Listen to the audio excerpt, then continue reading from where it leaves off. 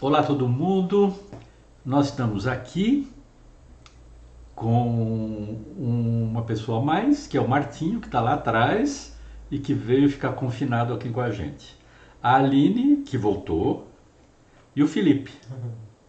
E o Felipe tem uma mensagem para vocês, como sempre, no início deste vídeo. Claro, nunca esqueça de deixar o seu like, porque ajuda bastante na divulgação. E também, se quiser, se inscreva no canal para não perder nenhum vídeo novo. E a Aline? Continue deixando suas perguntas nos comentários. Isso mesmo. E o Martinho tem alguma coisa? Não, tô Tá. ansioso. Então tá bom. Então vamos lá. É, Então, é uma pergunta do Vander Nogueira, que escreveu assim. Eu fico até vermelho de ler, mas eu fico muito contente, meu ego fica muito massageado. Mais uma conversa magnífica de beleza e aprendizado. Muito obrigado. Agradeço muito. Sou eu que agradece a você, Vander, de assistir essas nossas conversas aqui. Ele acrescenta, apesar de óbvio do ponto de vista temporal, eu nunca havia me dado conta de que Bosch é contemporâneo de Rafael e essa contrastante visão do mundo. Tá vendo? As pessoas não se lembram, não é que o Bosch é um contemporâneo do Renascimento. Quanto à censura da aula do surrealismo, acredito que se relacionam a alguns nus da apresentação, o que confirma a barafunda de posicionamentos nesta nossa contemporaneidade, mas não pare. Bom, eu não vou parar mesmo, sobretudo agora que o YouTube respondeu a minha reclamação e liberou a nossa conversa do surrealismo. E ele continua, essa miríade, olha que palavra bonita, miríade, essa miríade de imagens nesse encontro me suscitou pedir uma aula a respeito da Viena de Klimt e Schiller. É o seguinte, para fazer um curso sobre a Viena, um curso não, mas uma conversa sobre a Viena de Klimt e de Schiller, era uma coisa muito vasta. Eu preferi me concentrar só em Schiller. Quem sabe depois a gente faz alguma coisa sobre o clima de Viena. Porque, embora Klimt e Schiller fossem próximos, e Schiller tivesse uma relação de admiração muito forte em relação a Klimt e vice-versa, Schiller é mais jovem, eles constroem mundos que, apesar de ter alguns pontos em comuns, são muito diferentes. Então achei melhor falar hoje sobre o Klimt, Gustav Klimt. E falar sobre Gustav Klimt é falar sobre arte e ostentação. Como existe o funk ostentação, existe arte ostentação. E as pessoas usam esse adjetivo como sendo alguma coisa de um pouco irônica e um pouco pejorativa, mas não é nem um pouco. Ao contrário, são pessoas, são artistas que transformam a beleza, o brilho, a aparência em alguma coisa de essencial e numa construção que nós podemos chamar de artístico. E o que é admirável no Klimt, que é um dos grandes gênios da história da arte, é como é que ele parte da ideia de brilho, de ostentação e como é que ele transforma isso, como é que ele transcende isso numa produção artística a mais profunda possível, a mais genial que a gente possa imaginar. Profundidade é interessante porque com o Klimt parece que nós estamos trabalhando sempre na superfície, porque ele trabalha com superfícies e além disso ele trabalha com coisas brilhantes e decorativas. Outra palavra que é recuperada de uma maneira forte na arte do Klimt, como nós vamos ver. E essa arte da superfície da decoração se revela, na verdade, uma extraordinária abertura para novas sensibilidades e para novas interrogações sobre as coisas. Klimt é hoje um artista profundamente popular. Ele é amado e ele... Olha aí, eu até trouxe para vocês verem, né? e todo mundo adora o Klimt. Não foi sempre assim, e nós vamos ver por quê.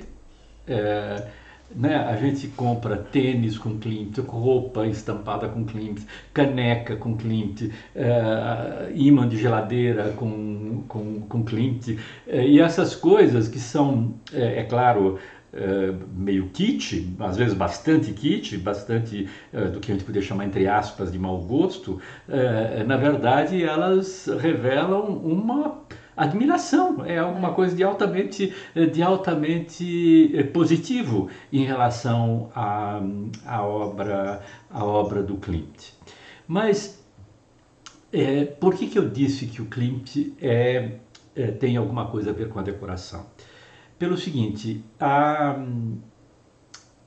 é um momento no qual a ideia, o princípio das coisas que nos envolvem, portanto o cenário, a decoração à nossa volta, teria que ser universalmente artística. É um sonho que se passa no final do século XIX e no começo do século XX. E esse sonho, ele vai se manifestar num movimento internacional que teve uma força imensa. Esse movimento se chamou, nós conhecemos melhor esse movimento na definição de Art Nouveau. Art Nouveau em francês quer dizer arte nova. Mas esse movimento internacional teve outros nomes. Na Espanha ele se chamava de modernismo. Na Itália ele se chamava de liberty ou de floreale, a ideia da flor. E nos países de língua alemã se chamava Jugendstil, o estilo jovem, o estilo novo. E a ideia do Art Nouveau, além de ser um estilo, como está decidindo aqui, isto é, um conjunto constante de formas, era a ideia de que na sociedade industrial as coisas não precisam ser feias. Nós podemos criar beleza e fazer o mundo belo. Então, por exemplo, no caso do Art Nouveau na França, são as célebres entradas de metrô que foram, que foram criadas. Felipe, o que eu faço na minha vida aqui? Isso. Que foram criadas, meu Deus, Felipe, não sei fazer, não vou fazer, não vou aumentar. Para aumentar, apertar o cutter. Tem que apertar o... Jorge, você também não entende nada. Mas enfim, aqui, por exemplo, eu quero aumentar para mostrar para vocês, não é, as entradas do metrô de Paris, que são essas plantas de ferro fundido extraordinárias, criadas pelo arquiteto Guimbard, com flores que são as luminárias vermelhas no alto.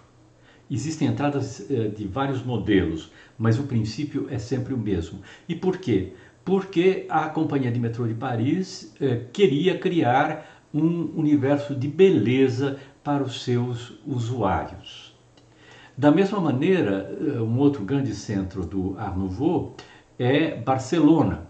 E em Barcelona, um grande arquiteto, não é o único que trabalha com Art Nouveau, não, mas o grande gênio se chama Antônio Gaudí, e Gaudí inventa um maravilhoso parque que hoje pertence que foi um projeto de um industrial e empreendedor de Barcelona chamado Güell, e ele cria um parque para a cidade enorme, imenso, o Parque Güell, no qual vocês estão vendo esses maravilhosos bancos sinuosos que são revestidos com cacos de cerâmica recuperados e que dão esse brilho, não é? E essa impressão de mosaico, de maravilhoso mosaico abstrato. Eu estou mostrando isso para vocês perceberem, não é, que existe, portanto, esse movimento internacional. Existem grandes centros, Paris, Barcelona, Nancy é um grande centro, e a Escócia, Glasgow é um grande centro também, no qual vai aparecer um arquiteto extremamente brilhante chamado Charles Rennie Mackintosh, que trabalhava junto com a sua esposa, Margaret MacDonald, e com a sua cunhada, Frances MacDonald. Não tem nome mais escocês do que esse, né? Mackintosh, MacDonald e MacDonald. E eles criaram estupendos móveis e painéis admiráveis para criar esse mundo de beleza que deve nos envolver. O Art Nouveau, ele tem uma inspiração muito forte nas formas fluidas dos vegetais. Mas nem sempre, às vezes pode tomar alguns outros caminhos. Mas a ideia da beleza e da riqueza dos materiais, a ideia do brilho, das cores, é alguma coisa de essencial. Esses painéis que vocês estão vendo aí, eles foram apresentados na exposição de um movimento que ocorria em Viena e que se chamava Secessão, e que nós vamos descobrir o que é. O que existe de Art Nouveau em Viena? O grande nome é Otto Wagner, o arquiteto Otto Wagner. Essa estação da Karlsplatz, revestida de cerâmica. A cerâmica é um material privilegiado porque ela é brilhante, ela é resistente, ela é plástica e ela permite você colorir o mundo. E ele criou essa estupenda casa maiólica com todos esses elementos coloridos que vocês estão vendo aí.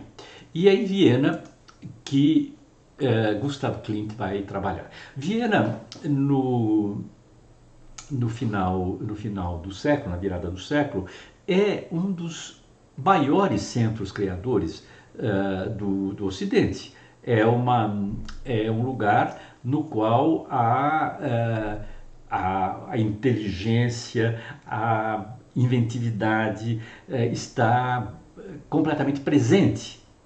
Esse final do Império Austro-Húngaro, que vai se terminar com a Primeira Guerra Mundial, é altamente brilhante e altamente internacional. Basta lembrar, nós pensamos sempre em Paris, né, Aline? Quando a gente fala desse a Belle Époque, até a expressão é uma expressão francesa, a Bela Época. Mas em Viena, só os que passam na minha cabeça, que são contemporâneos. Freud, Mahler, o grande compositor, Freud, inventor da psicanálise, é claro, criador da psicanálise, Schoenberg, outro grande compositor, o mundo que vai se abrir com Klimt, com os outros grandes pintores, os outros grandes artistas que envolvem o movimento, esse movimento que é chamado de Art Nouveau e que está presente na Secessão. Eu esqueci de dizer, tem Spitzer, que é o grande teatrólogo, grande nome do teatro. E como é que começa então isso? Klimt vem de uma família modesta, ele tem um irmão chamado Ernst, que morre moço, e ele tem um amigo chamado Match, ou não sei se pronuncia isso em alemão, Match, vamos dizer. E os três formam uma associação de projetos decorativos. Os três são alunos da Escola de Artes Decorativas, não de Belas Artes, mas de Arte Decorativa de Viena, e os três têm a ideia de criar uma empresa, um escritório de decorações. E eles fazem um sucesso enorme. É uma enorme prosperidade. Por exemplo, eles realizam esse pano de boca do teatro de Carlsbad, antiga Carlsbad, que hoje fica na Tchecoslováquia, no qual, vejam, é interessante, é uma abertura, né, no centro, se abre lá para a paisagem, e à volta tem uma moldura toda cheia de elementos inspirados na arte do século XVIII, do rococó, toda dourada, que parece que se mistura com as figuras, né? E eles fazem tanto sucesso que eles vão ser convidados para completar a decoração do maior museu de Viena, o Kunsthistorisches Museum, em Viena, que eles tinham o maior artista vienense da época, Makart, e o maior artista húngaro da época, que é o Munkacsy. Os dois foram convidados, é claro, dos dois países, né, que tinham inclusive dificuldade para se manterem unidos, foram convidados para fazer as grandes pinturas, mas esse trio é contratado para completar todas as pinturas que faltavam dentro do maior museu de Viena. Então é um início próspero, né? E eles continuam trabalhando, mas o Klimt ele vai buscar alguma coisa para além dessa ideia do trio fazendo simplesmente decorações, e além disso ele vai buscar novos caminhos formais. Aquela visão um pouco convencional que a gente viu, que a gente tinha lá, apesar de esfuziante, do teatro de Carlsbad, vai dar lugar a uma reflexão um pouco mais serena sobre a arte. E o primeiro quadro dele, no qual nós reconhecemos Klimt, é esse quadro intitulado Amor, que está no Museu Histórico, no Kunstmuseum de Viena, e ele data de 1895. Uma coisa que é interessante, é claro, é uma visão simbolista, né? Nós estamos contemporâneo do simbolismo, onde os artistas buscam referências misteriosas, aparições. Vocês vejam lá no alto a aparição de 3 cabeças, uma de uma criança, de uma mulher, a outra de uma máscara terrível, depois lateralmente um personagem com cabelo muito comprido, e os dois que se amam ali no centro, nessa bruma azulada. Mas uma coisa que é importante são as molduras. A moldura faz parte da obra. Vocês vejam, não é a ideia de que a arte é exclusivamente a grande pintura, mas aquilo que nós considerávamos como secundário, como decorativo, passa a ser crucial. Tanto passa a ser crucial que a assinatura do artista, não sei se dá para vocês perceberem, mas ela está na moldura, ela não está na obra. A produção de Klimt, aí a gente vai entrando cada vez mais para um Klimt que é mais característico, mas aquele que nós conhecemos. A produção do Klimt continua nessa direção, e numa conquista que é de algo que traz novidades. Essas novidades, por exemplo, estão no fato de que ele ama e introduz cada vez mais grandes superfícies lisas, nas quais justamente pode-se trabalhar com os tons, com as cores. Esse personagem de perfil, essa lira grega, não é uma evocação da música. Existe um projeto, a gente vai ver ainda, associado a essa ideia do mundo transformado pela beleza dos objetos do Art Nouveau. Existe um outro projeto, que é o projeto da obra de arte total. A gente vai ver isso ainda. Mas aqui o princípio da correspondência, que também é uma coisa muito simbolista, entre o visível e o audível, a música e a pintura, está aqui. E um outro elemento também que me parece crucial.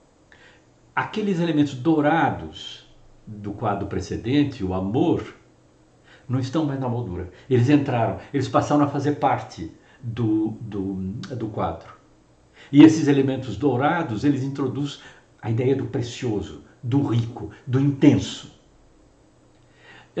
Um ponto que me parece que vale a pena refletir é sobre o papel do desenho. Esse personagem da música, que está usando uma lira, como nos tempos uma cítara, como nos tempos da antiguidade grega, essa moça que está tocando a lira, ela é inspirada de um tema muito presente nos vasos gregos no V século a.C., que são os citaristas. Os vasos gregos eram pintados, não é, decorados, por pintores admiráveis, artistas admiráveis, e um desses temas era o do tocador de cítara. Mas eu acho que primeiro eu quero notar uma coisa que é bem interessante. O tocador de cítara grego, ele se levanta para o alto e abre a boca. Ele está cantando junto com a cítara. E ele está como que tomado pela musa. Não é? A velha ideia dos poemas épicos, canta ó musa, quer dizer, a invocação à musa era alguma coisa de presente nessa concepção poética da antiguidade. Isto é, quando o poeta cantava, ele estava tomado por alguma coisa. Ele estava tomado por um espírito, e esse espírito os gregos chamavam de musa. E com a cabeça levantada, ele está, portanto, projetando a beleza da sua arte, da sua voz para os ouvintes. Ao contrário, no caso de Klimt, nós temos uma sensibilidade que é muito mais uma sensibilidade fim de século, herdada do romantismo. Ela abaixa a cabeça, ela está silente, ela está ouvindo o som das cordas. É uma dimensão íntima, não é? de sentimento intenso, melancólico e profundamente íntimo. Nada para fora, como no caso dos gregos. Tudo dentro da minha alma. Por esse quadro eu consigo sentir a alma do personagem. É esse o princípio do quadro. Um outro ponto que me parece importante também para assinalar aqui é o papel do desenho. O desenho, não o desenho do esboço que eu faço rápido e que eu faço meio borrado e que eu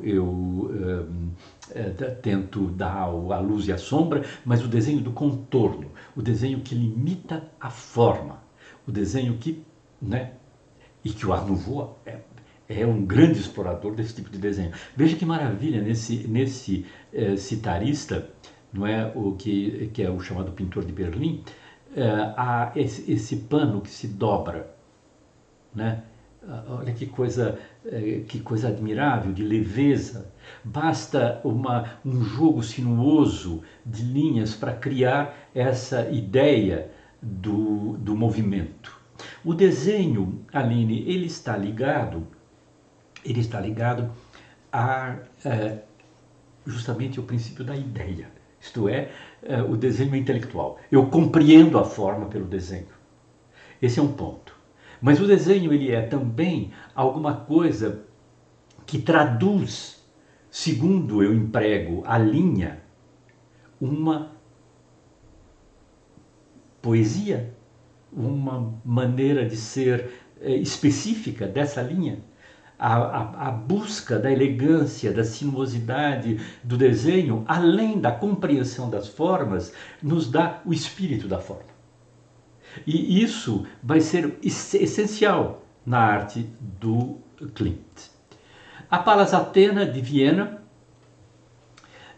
de 98, onde claramente nós temos, ao mesmo tempo, o elemento frontal, a superfície, os brilhos, o ouro e a participação da moldura, onde está inscrito o nome da deusa. tudo isso é projetado. O quadro ele é concebido não apenas como uma imagem, mas como um objeto altamente precioso. Precioso porque ele é admirável de beleza, mas precioso porque ele é precioso pelas suas matérias preciosas.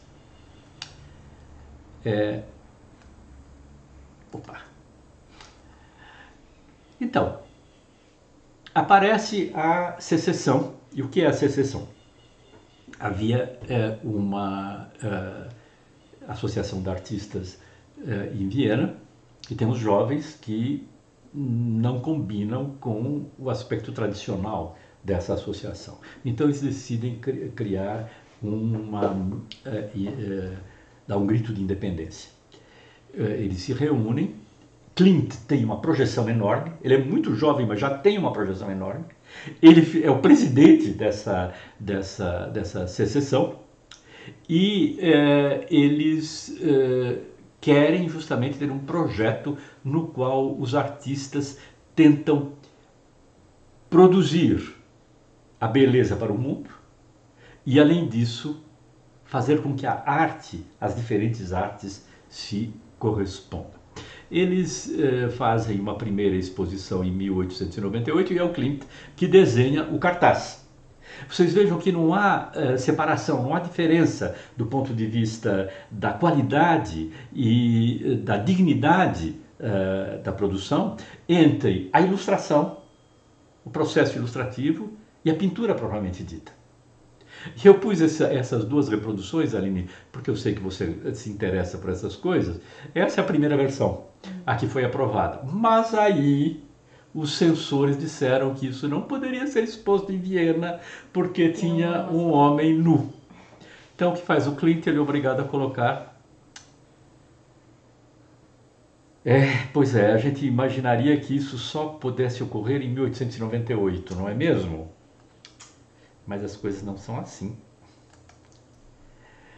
E essa secessão, ela se reúne, ela usa como instrumento articulador uma revista chamada Ver Sacrum, que quer dizer primavera sagrada. Por que primavera? Porque é a primavera da juventude, a primavera da nova criação. Eles são modernos. São modernos. Klimt faz capas, publica desenhos como esse que vocês estão vendo, que é uma retomada em termos ilustrativos daquela cena da tocadora de cítara.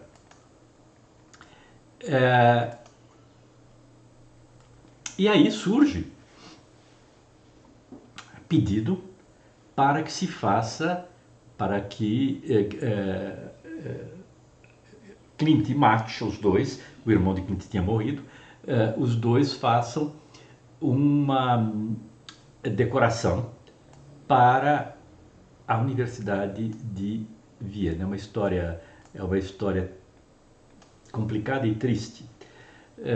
O Klimt projeta 3 painéis, nos quais ele apresenta a medicina, o direito e a filosofia.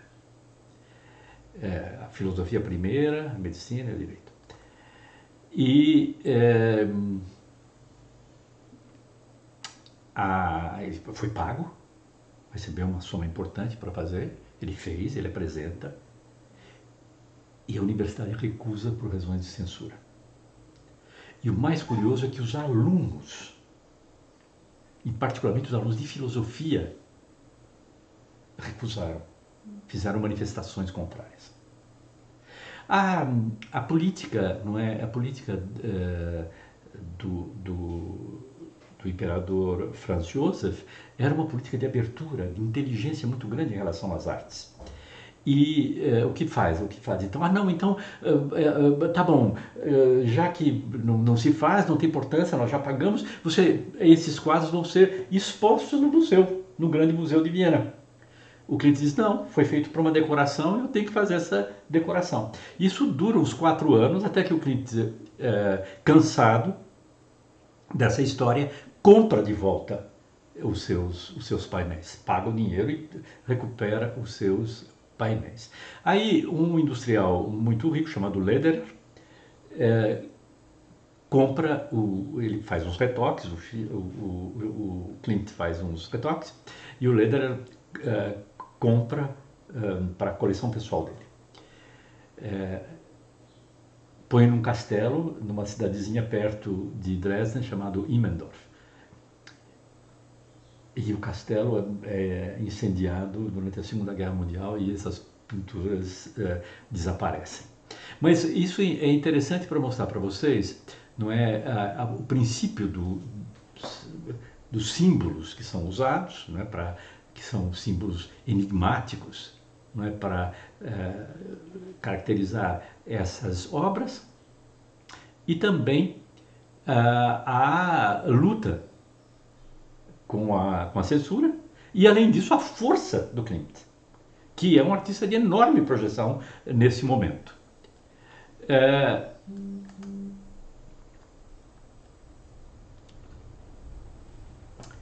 Então, a produção de Klimt, cada vez mais elaborada, cada vez mais complexa. A Judith, número 1, de Viena, que é a esposa de um industrial, de um grande homem muito rico, que posa para essa Judith número 1. Judith, vocês sabem, essa figura do Antigo Testamento, essa hebreia que seduz o general Holofernes para cortar a cabeça do general.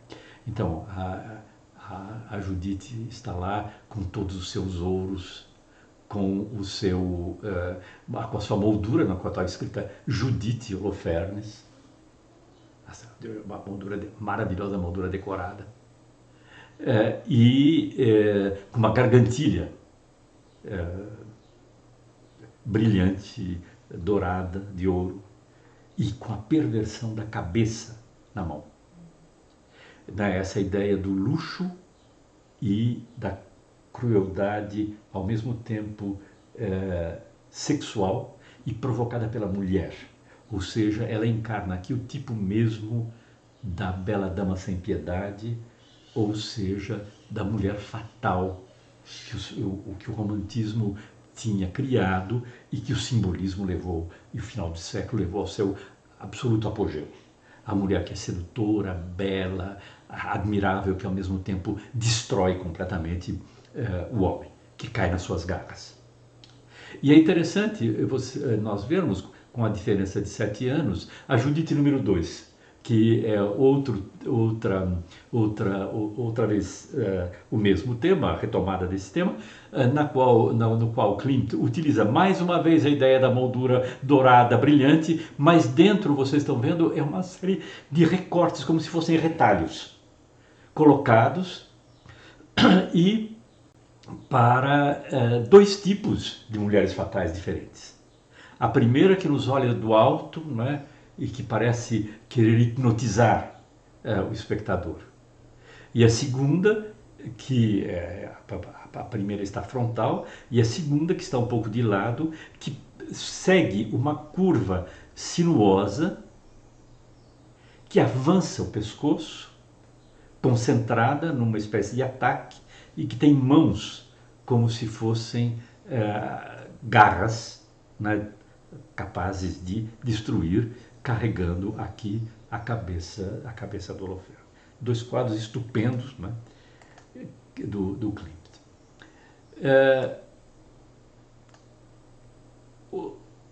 Em 1901 e 2, o Klimt realiza esse quadro que está à esquerda, chamado Peixe Dourado. O peixe dourado está aqui.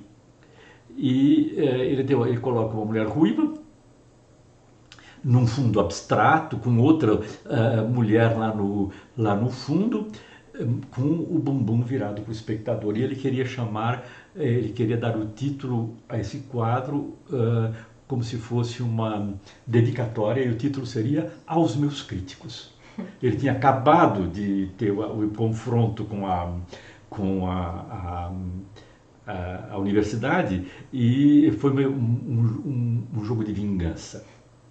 E à direita, a esperança, que é essa mulher grávida, com essas formas sutilíssimas e de uma fantástica beleza, e atrás com os elementos que nós temos a impressão de serem ao mesmo tempo masculinos e claramente de morte. O princípio do ciclo da vida para o Klimt é essencial. Essa ideia de que nós somos um organismo.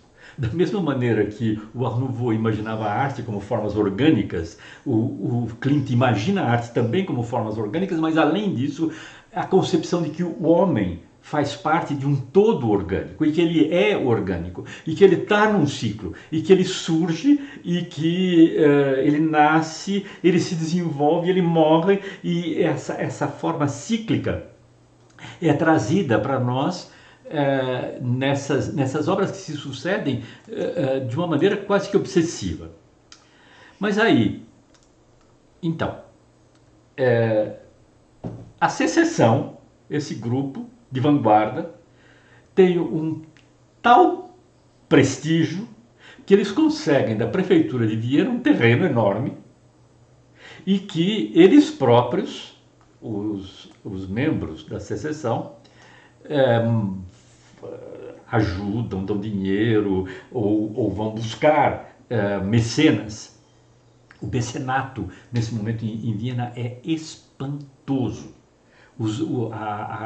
A clarividência dos grandes banqueiros, dos grandes industriais, sobretudo da sociedade judaica nesse momento, é fenomenal e permite a criação dessas coisas. Então eles vão criar um palácio para as exposições, que é chamado Edifício da Secessão, de um arquiteto, Joseph Maria Olbrich, que tinha se formado com aquele Otto Wagner que eu mostrei para vocês no início, e que cria uma obra-prima, uma obra fantástica. Ele coloca no alto um globo, uma espécie de globo de folhas douradas e transparente. Ele não é um globo como se fosse uma cúpula fechada, não é? Ele é uma trama.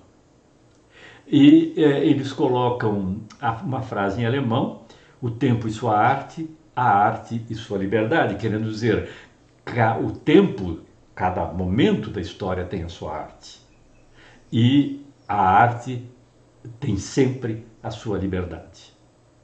E vocês estão vendo, eles colocam também o nome da revista, que é o grande lema, a ideia da primavera, a primavera sagrada das artes.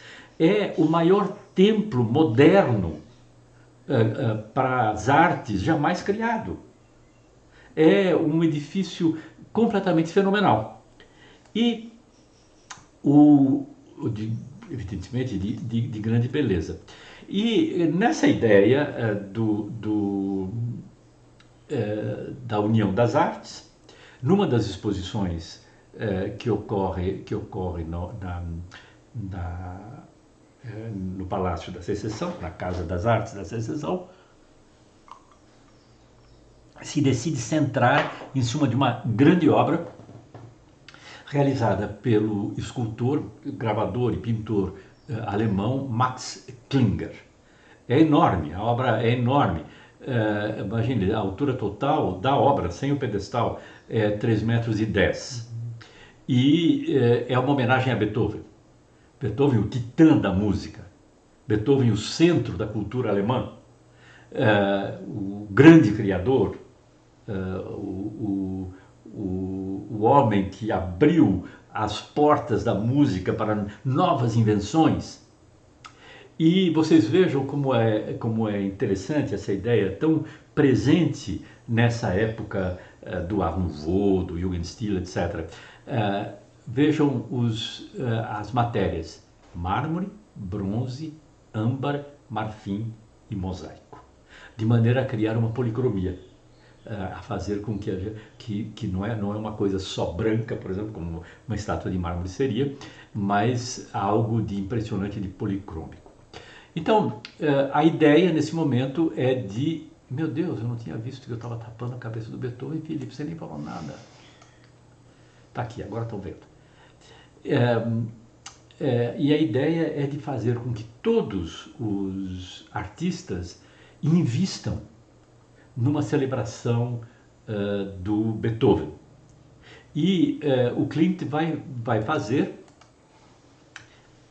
um conjunto de painéis que hoje foram restaurados e que foram recolocados, que não estavam lá, mas que foram recolocados na secção e que podem ser visitados. Um conjunto chamado a Frisa de Beethoven, são esses painéis que devem integrar o edifício. Não há nenhum problema em que o artista coloque a sua arte como um elemento de integração num diálogo à mesma altura com o edifício. Está vendo a ideia da decoração? Como ela adquire aqui um topo, né? Um papel crucial. Nesse friso é todo simbólico, né? Olha, Martinho, nós assistimos um filme ontem que tinha um gorila. Onde que está esse? Está aqui. Então, aqui o que são as forças adversas. É o filisteu barrigudo que não sabe o que é arte, é uma espécie de Moloque, de deus do horror, são as górgonas, são criaturas horríveis, são formas de serpente ou de polvo, formas orgânicas que se desenvolvem, é o ataque contra o qual Beethoven teria se levantado. E depois tem um processo de etapas diferentes, e o último, aqui é o projeto, né? O último momento é o momento no qual existe a harmonia, onde todos cantam em coro. E vocês vejam os elementos decorativos dessas roupas, como elas unificam o conjunto, né? Como se fosse numa única superfície. E se termina com o grande triunfo da humanidade. Esse tema aqui para o Klimt também vai ser essencial, que é um homem que abraça, recolhe uma mulher em seus braços e beija.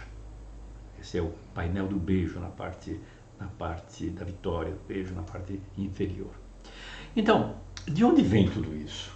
O Klimt se volta, é claro que existe uma sensibilidade que foi criada, que precedeu. A mais imediata é deste artista francês chamado Gustave Moreau.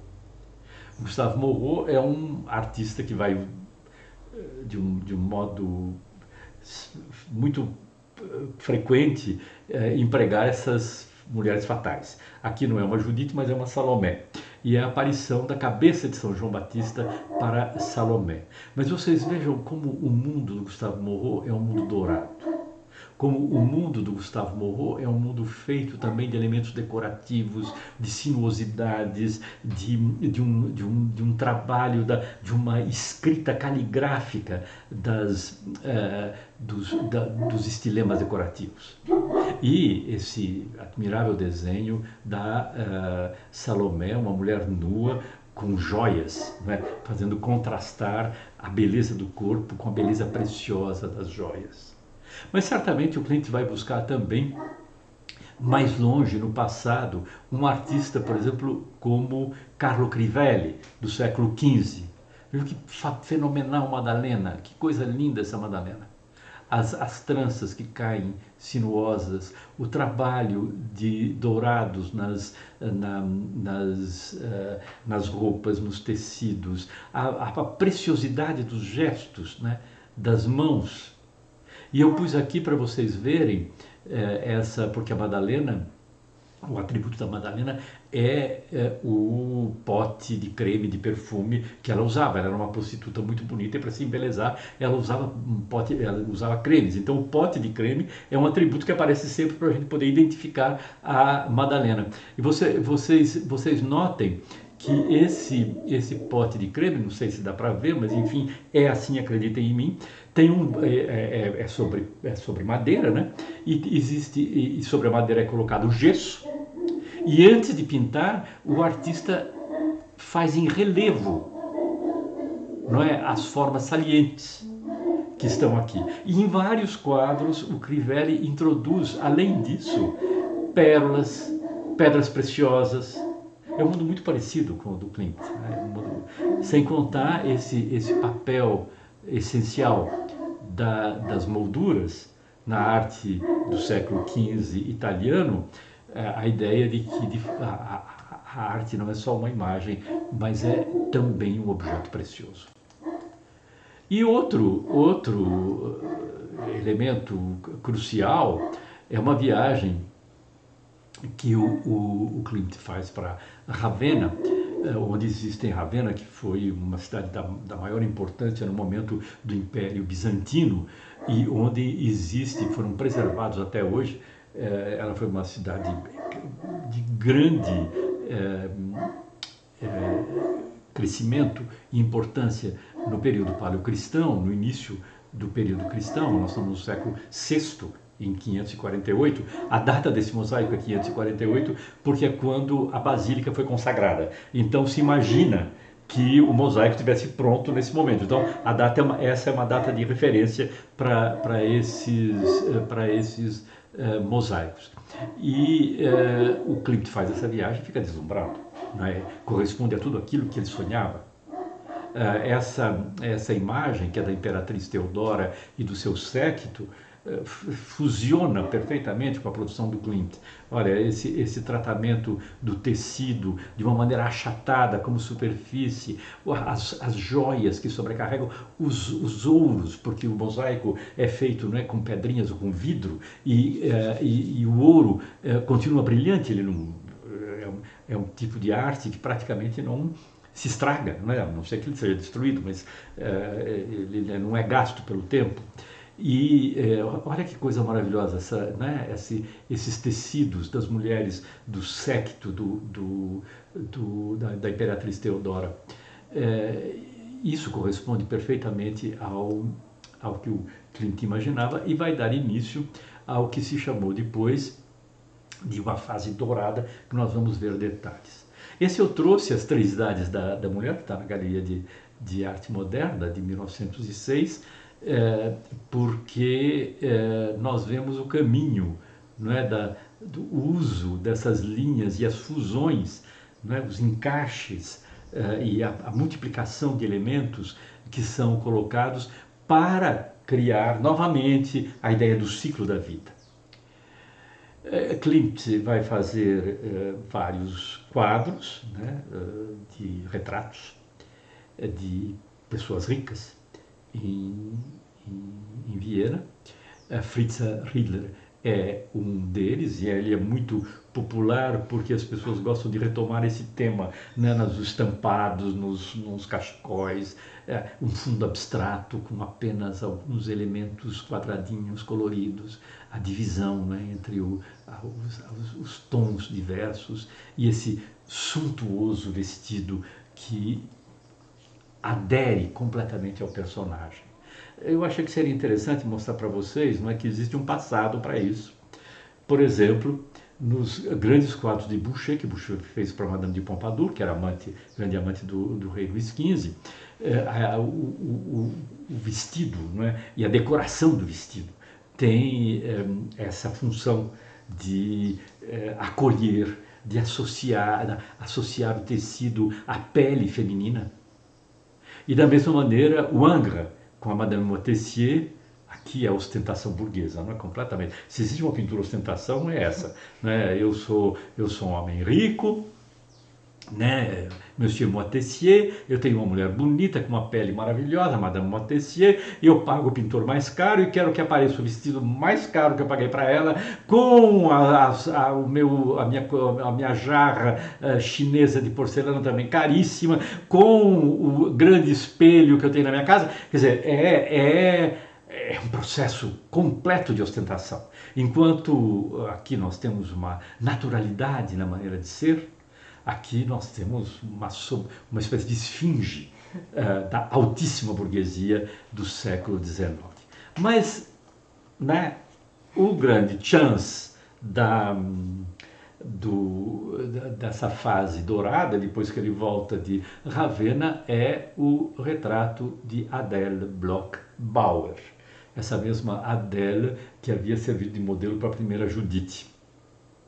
E é uma coisa impressionante, não é? É um mundo de formas que se desenvolvem, que se enrolam, que vão pontilhar todas essas superfícies, que brilham como mosaico, que compõem esse vestido enorme.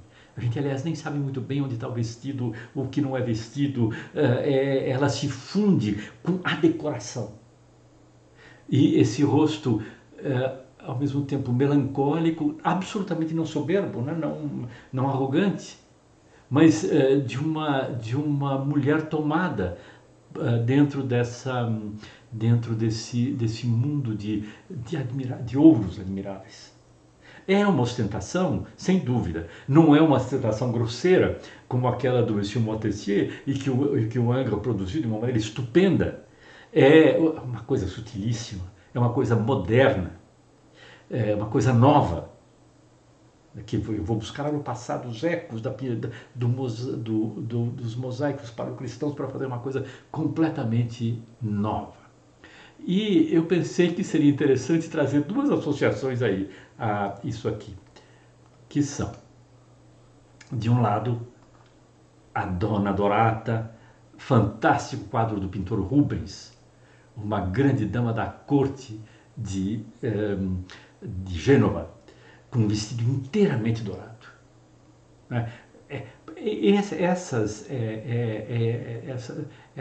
Esses vestidos, né, transformam os seres em deuses. Eles escapam, eles deixam de ser pessoas banais, como qualquer um de nós. Né? Eles se transformam numa espécie de divindade. E eles estão feitos aí para serem admirados. São seres supremos que estão aí para serem admirados. E aí eu não resisti e pus a figura da Beyoncé com esse soberbo vestido, dourado também. A Beyoncé transforma, não é, a maneira de ser, de existir, numa obra de arte. Essas pessoas que eu estou mostrando para vocês, a Adele Bauer, a Maria Paola Vitino e a Beyoncé, construíam o seu próprio ser como obras de arte. E os pintores transformavam esses seres em obras de arte. Precisaria algum pintor fazer isso com a Beyoncé, porque nós estamos aqui num universo muito, muito parecido. É isso é a ideia da ostentação que é transfigurada num nível muito complexo, muito superior e de admirável beleza. Eu preciso mencionar, não é, o que aconteceu com esses quadros, porque o Klimt pinta outro retrato da Adele Bloch-Bauer e pinta outros quadros para ela, e ela tinha esses quadros expostos na sua casa. E ela morreu dizendo que queria deixar esses quadros para a grande galeria do Belvedere, que é a galeria da arte desse período, um fantástico edifício do século XVIII que existe em Viena. Muito bem, só que os nazistas expulsaram a família, tomaram as obras e acabaram pondo essas obras do Belvedere. Foram os nazistas que puseram lá. O marido Bauer, no final da Segunda Guerra Mundial, não quer saber mais desse negócio e ele renega essas coisas.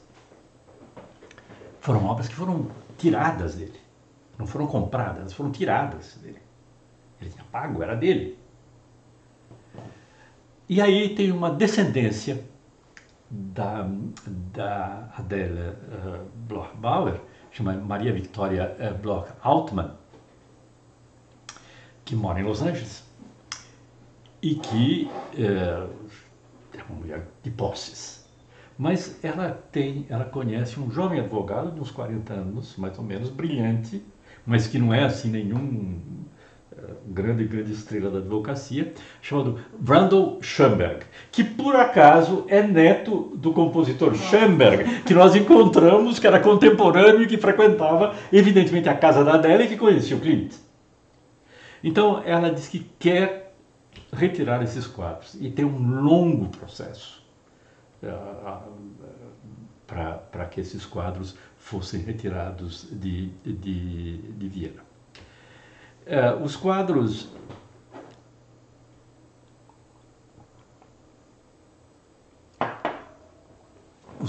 foram leiloados. Se eu me lembro bem, este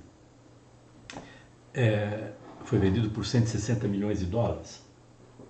O total chegou aí a uns 300 milhões de dólares, eram 5 quadros. Imagine o advogado que aceitou, que não recebeu nenhum pagamento e só ia levar 40% dos lucros. Também se tivesse perdido, levava na cabeça. Mas, imagine, mas a Maria Victoria Bloch Altman disse, eu vou vender, mas só para quem quiser expor esses quadros. E desculpem, é um magnata norte-americano que compra os quadros, que cria um museu em Nova York e hoje esses quadros estão abertos. Ele pagou, comprou, botou no museu em Nova York e esses quadros agora estão à disposição do público em Nova York. É uma reviravolta muito interessante tudo isso, tanto do ponto de vista cultural quanto do ponto de vista das políticas. Agora, uma coisa que eu fico espantado, não é? Vocês estão vendo essa fotografia aí da direita, é um cartaz, espalharam cartazes os mais diversos, porque evidentemente os vienenses ficaram desesperados, porque ela é a Mona Lisa do Art Nouveau, ela é a Mona Lisa da arte do começo do século. Ficaram desesperados, então eles colocaram esses cartazes escrito tchau Adele, porque ela está indo embora. Agora eu fico pensando, né, vamos dizer que fosse 300 milhões de dólares, o que é enorme para uma pessoa, mas para um Estado, né? Como é que a cidade de Viena, como é que um país como a Áustria não entrou num acordo? Eles poderiam ter entrado num acordo, terem comprado e terem guardado esses quadros, que o lugar natural deles é Viena, porque eles nasceram lá. Enfim, não foi assim. Quem quiser ver agora tem que ir para Nova York.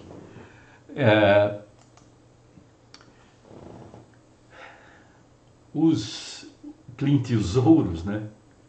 O papel da Danae. Sabe, Felipe, existia na mitologia grega um deus superior que era Zeus ou Júpiter. E esse deus vivia querendo transar com os mortais. E para seduzir as mortais, o que ele fazia? Ele se transformava naquilo que as mortais mais gostavam. Por exemplo, Leda gostava de um cisne. Então ele se transforma em cisne para transar com a Leda. E a Europa gostava de touro. Ele se transforma em touro. A pobre Alcmena, só gostava do marido. O que ele faz? Ele faz o marido ir viajar e se transforma no marido para poder transar, enganar e transar a Alcmena. E a Danae, que deveria ser uma espécie de padroeira das prostitutas, ela adorava ouro. Então o que ele faz? Ele se transforma numa chuva de ouro para poder fazer amor com a Danae. Vocês estão vendo essa chuva de ouro que está aqui? Né? E essa Danae, que é um tema muito tradicional. Essa Dana aí que está com as pernas levantadas, com o cabelo vermelho, com um véu negro, com essas formas aí como se diz, douradas, circulares, com formas de olho, e recebendo esse enorme fluxo de ouro entre as suas pernas. Um dos grandes projetos de arte coletiva, foi um edifício construído em Bruxelas, na Bélgica, por um arquiteto arquiteto vienense, do mesmo grupo, chamado Joseph Hoffmann. E o Joseph Hoffmann constrói um palácio, chamado Palácio Stocklet, que hoje é protegido como patrimônio da humanidade, né, que a Unesco faz essa lista de patrimônios. E o Klimt desenvolve esses frisos, aqui são os projetos que estão dos frisos que ele fez. Ele faz esses frisos que vão ser colocados na sala de jantar. São algumas das imagens mais conhecidas do Klimt, não é? E aqui está a sala de jantar.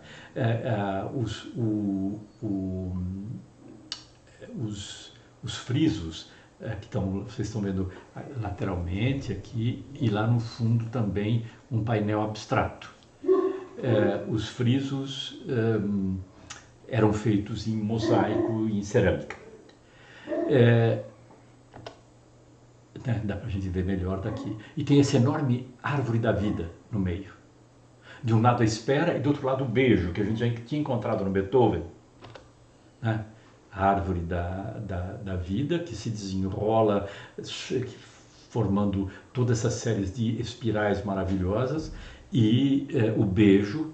Agora o homem está vestido, não está nu como no Beethoven, mas com uma capa, como se fosse um sacerdote, com esse tecido sublime, não é? E completamente achatado. O rosto dela, você vê, é levemente oriental, levemente japonês. Ele tem uma relação com a arte japonesa, e os dois se abraçando, enquanto que a espera, ela se constrói por esse vestido feito de enormes triângulos, e com um rosto e um cabelo comprido, que me faz pensar sempre nos cabelos das mulheres pintadas pelo Velázquez do século XVII na corte espanhola, aqueles cabelos compridos, né, que estão aí, ela contemplando o beijo que se passa do outro lado. É um momento extraordinário de amor. O Palácio Stocklet não pode ser visitado porque o Stocklet, que era um grande milionário do carvão, que explorava carvão, deixou 4 filhas que até hoje estão brigando entre si e não permitem a visita do palácio. Espero que um dia ele seja aberto, né? Aberto ao público. Enfim, uma das obras mais conhecidas do Klimt, e também completamente dourada, que é o beijo, né? Enfim, ele se foca na ideia do beijo, e dessa vez ele muda a posição do casal. O homem se inclina, nós vemos o rosto feminino, ela está ajoelhada, ele a acolhe, não é? Como se fosse, como protegendo. Eu não sei o que as feministas diriam disso hoje, né? Porque, o que você acha, Aline? Ela está ajoelhada como se estivesse submissa a ele? Ou é um processo de fusão e de adesão efetivo? O meu olhar é que seja um processo de fusão, né? Como se tivesse... Dá uma impressão até que eles viram um só, né? Eles viram um só, justamente porque existe esses elementos das roupas que se tornam decorativos, que passam a ser autônomos. Essas roupas adquirem uma autonomia, né? Essas roupas adquirem uma autonomia e elas parecem presentes ali como se fossem um lugar ou um personagem ou alguma coisa que está unindo. E elas procedem a essa união graças a esse dourado que unifica tudo. E eles estão sobre um jardim completamente artificial, não é? E num fundo de ouros.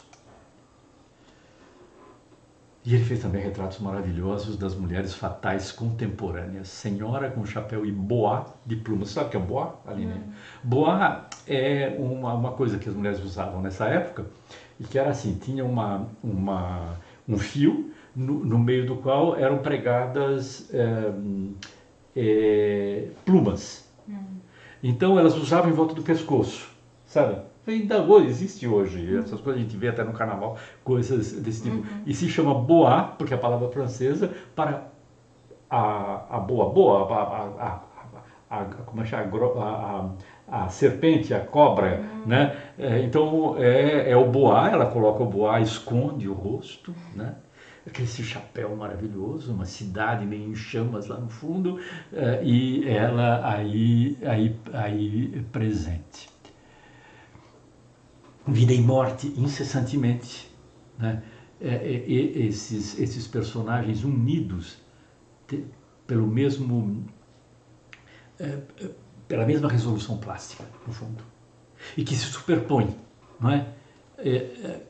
Um atrás do outro. Aquilo que eu falei, Aline, do espírito das linhas, vejo essas linhas sinuosas como elas dão uma vida e movimento, eles estão parados, mas como o nosso olhar segue esses extraordinários movimentos trazidos pelas linhas, a linha do corpo feminino, a linha do braço masculino musculoso, e tudo isso se integrando graças ao colorido e aos elementos da decoração. E à esquerda a morte esperando.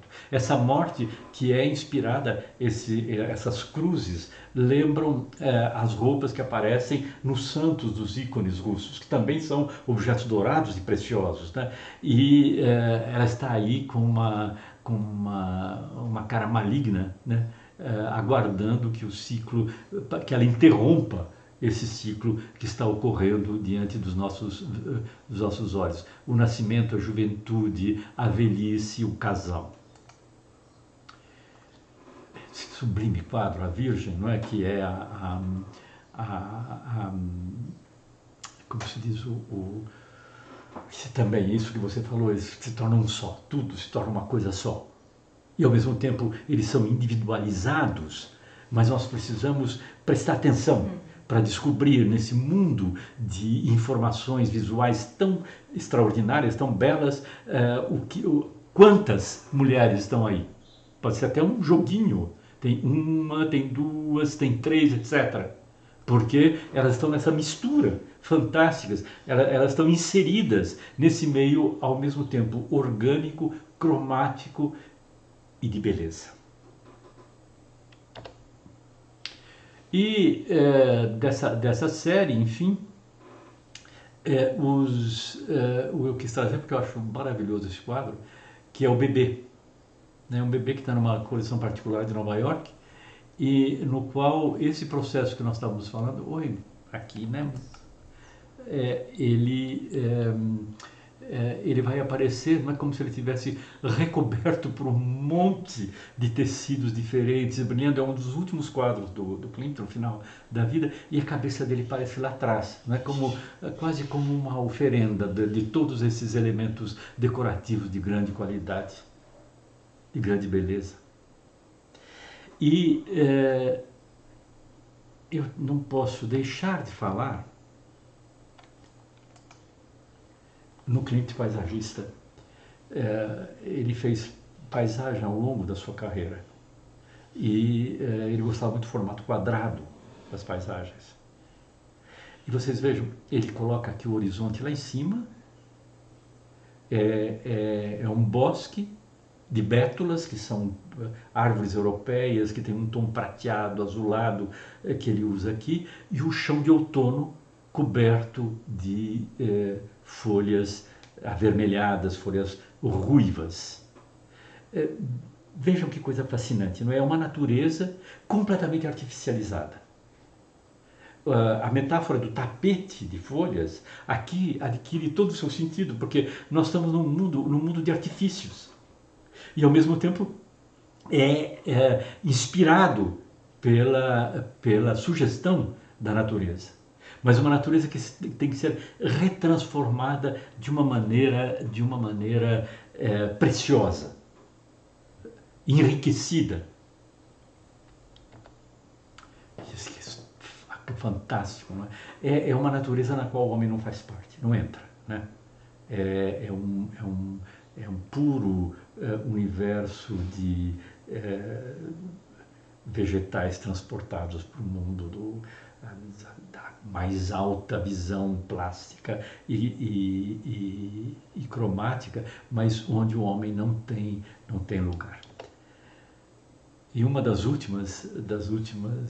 suas últimas obras, o Parque, no qual ele, ao invés de subir o horizonte, ele mostra, ele encaixa, ele recorta, ele faz um close como se ele tivesse com uma teleobjetiva, multiplicando um fantástico número de folhas.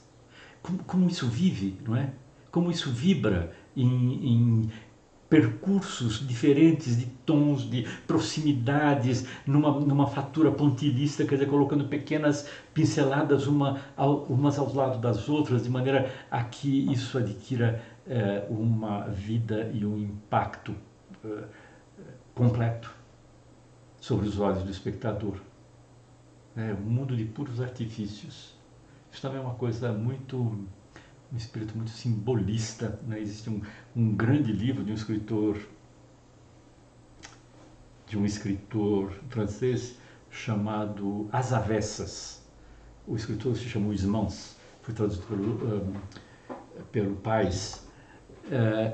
Ele é isso, o mundo dele é fechado dentro de casa e que ele transforma as coisas naturais em coisas altamente artificiais. Tem um célebre episódio que ele compra uma tartaruga enorme e manda colocar um monte de joias em cima da tartaruga e a tartaruga morre, porque a vida do animal não suporta aquele elemento de artificialização, e ele fica com uma carcaça de tartaruga. Esse mundo de artifícios, de brilhos, de mosaicos, é o mundo que o Klimt nos traz da maneira mais original, a mais inventiva. Original no sentido preciso, não é? Porque a palavra se desgastou um pouco. Quer dizer, é ele que dá origem a essas coisas. Ele é um inventor absoluto desses elementos. Apesar das referências, é claro, de onde ele sai. Mas ele transforma tudo isso em alguma coisa completamente nova. E aí nós terminamos. E eu queria saber, alguma coisa ficou... O que você acha, Felipe? Ficou obscuro? Não, ficou tudo muito esclarecido. E o Martinho, tem alguma coisa para dizer, Martinho? Concordo, tudo muito claro. E, na verdade, só gostaria de fazer uma pequena pergunta. Diga.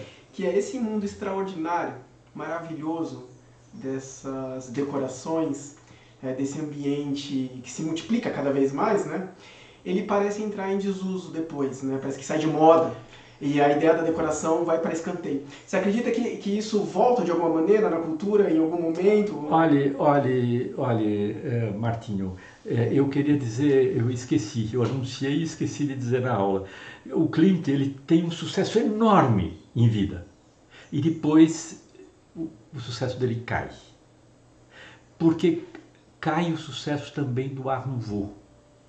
O Art Nouveau vai parecer uma coisa brega.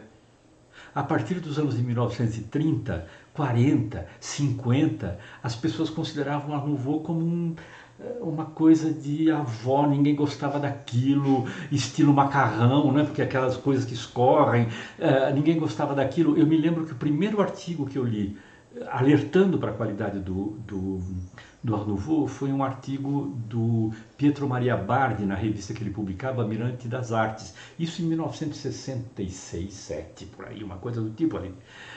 E até então você olhava com desprezo, ninguém queria aquelas coisas. Os objetos Art Nouveau, que entupiam as casas do início do século, eram vendidos nos antiquários por nada. Porque as pessoas não queriam saber daquelas coisas. E de fato você tem toda a razão. Houve um momento de desprezo, né, por esse projeto e pelo projeto inclusive da decoração. Porque, entre outras coisas, se volta de uma maneira insistente para a ideia da arte como alguma coisa de superior. Eu acredito que os movimentos abstratos que começam nos anos de 1930, os movimentos fortes, abstratos começam nos anos 1930 e que explodem logo depois da Segunda Guerra Mundial nos Estados Unidos, eles têm um papel muito grande, porque os abstratos tinham um horror à ideia de decoração, horror, porque eles tinham medo de serem criticados por serem decorativos, ou seja, eles não transmitiam profundidade nenhuma, eles eram apenas bons para combinar com a cor do sofá da sala. Então havia toda uma exclusão da ideia forte de decoração.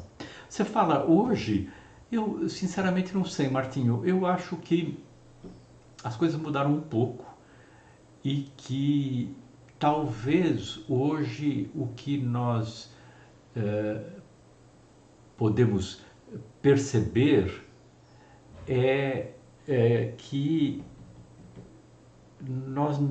o universo dos criadores de móveis, de moda, embora não seja nem um pouco especialista em moda, precisaria falar com o meu aluno Lorenzo Merlino, que conhece muito melhor isso, eles fazem apelo a uma ideia, como eu poderia dizer, a uma presença do tempo, do desgaste. As coisas não precisam ser tão organizadas como se imaginava no período do Art Nouveau. Eles não precisavam ser aquela sala do Palácio Stocklet, tudo perfeitamente controlado, não é? Os acidentes entram em linha de conta. Talvez haja uma ideia de que o nosso meio tem que recuperar a desordem, o lixo da pós-modernidade e incorporá-lo como elemento de beleza, inclusive no cotidiano. Mas eu não sei, aqui é puro delírio da minha parte e espero que quem chegou até esse ponto do vídeo esqueça isso, porque saiu agora da cabeça.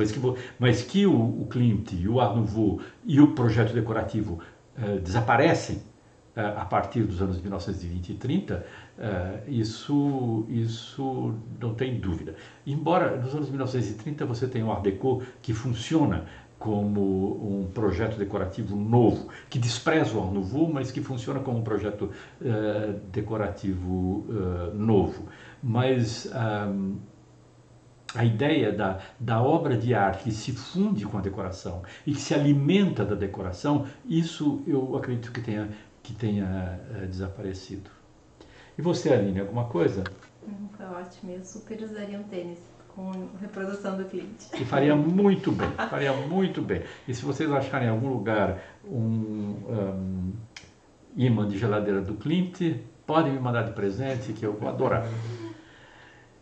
Então, tchau para vocês. Felipe tem uma mensagem. Agradecer você que assistiu até aqui. Não esqueça de deixar o seu like e também se inscrever no canal. E a Aline? E continue mandando suas perguntas nos comentários. Então tá bom. Então, até uma próxima.